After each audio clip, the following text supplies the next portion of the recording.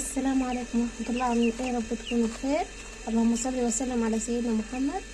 اهلا وسهلا بكم في يومية ام وبناتي. النهارده بقى خامس يوم من كتاكيتنا. اهو بالوزن ده اهو.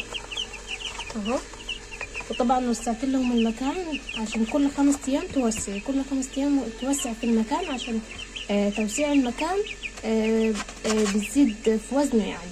تمام. جبت طبعا السجاية اهي عبيتها كده ربعها، حطيت فيها عسل اسود. تمام. طبعا 5 يوم ده هنعمل لهم خلطة كده حلوة تزود في وزنه وترفع من مناعته يعني.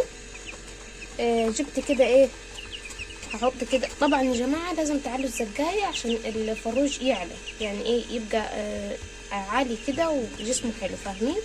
طبعا جبت كده طبق علي فيه برضو العلفة اهو.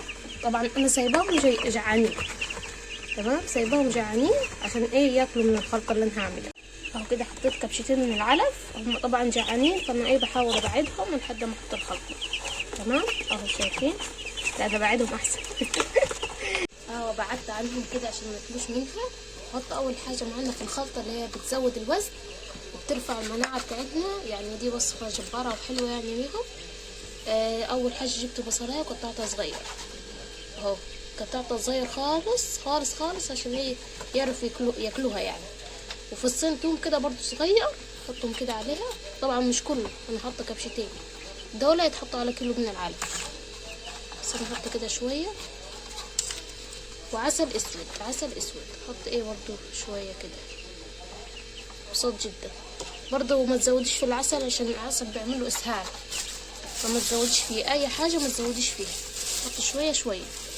والكركم ده اساس طبعا ايه، اساس الخلطه طبعا. برضو حبه صغيرين برضو على كبشتين من العلف اهو. تمام. انا طبعا سايبهم جعانين اهو، حطهم كده معاكم اهو، شايفين؟ حطهم كده في النص.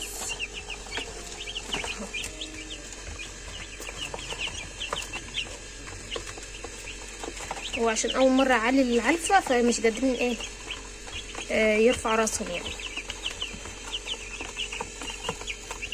هنزلها كده في الارض بدل ما هم مش قادرين يرفع راسهم اهو عشان يعرف ياكل.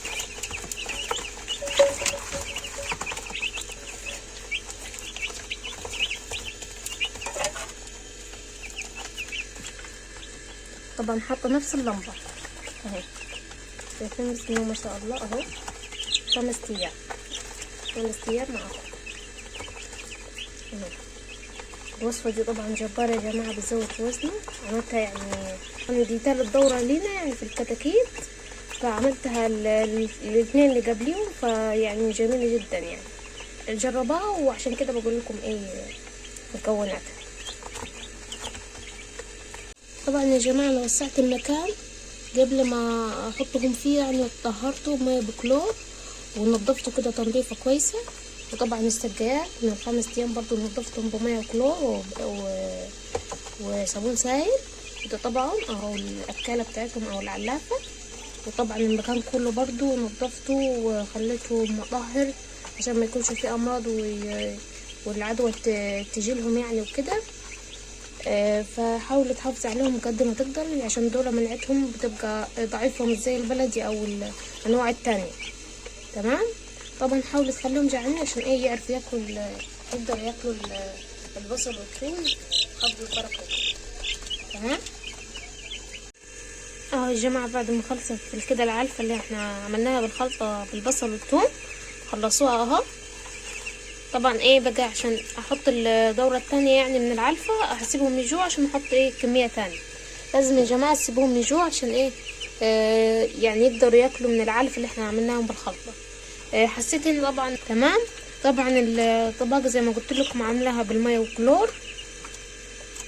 وان شاء الله بنرجع لكم بعد 8 ايام وهقول لكم امتى نحط الخميرة، عشان برضو الخميرة حلوة ليه يعني بتزود في وزنه. وتاني وعشان تزود من وزنه برضو من البيت، مش هنجيب حاجة من برا، بس انتوا على قد ما تقدروا حافظوا على درجة الحرارة، يكون درجة الحرارة ولا حر ولا برد، يكون المكان مفتوح مش كتمة. عشان ده مش بيستحمل. طبعا يا جماعة تربية البيت غير تربية الشوارع. على الأقل انتوا يعني موكلينه ومربينه وعارفين ايه بتوكلوه ايه بتشربوه، لكن بره طبعا مش عارفين. بس حساها برضو مناعتها مش بتاكل كويس يعني زي باقي الأصدقاء. فايه هديها برضو فص ثوم كده وهعالجها. هرجع لكم بقى بعد 8 ايام، هرجع لكم اشوف ايه كتاكيت، واستنونا بقى بعد 8 ايام. استنونا بقى بعد 8 ايام نرجع لكم تاني. ودمتم في رعاية الله وحفظه. مع السلامة.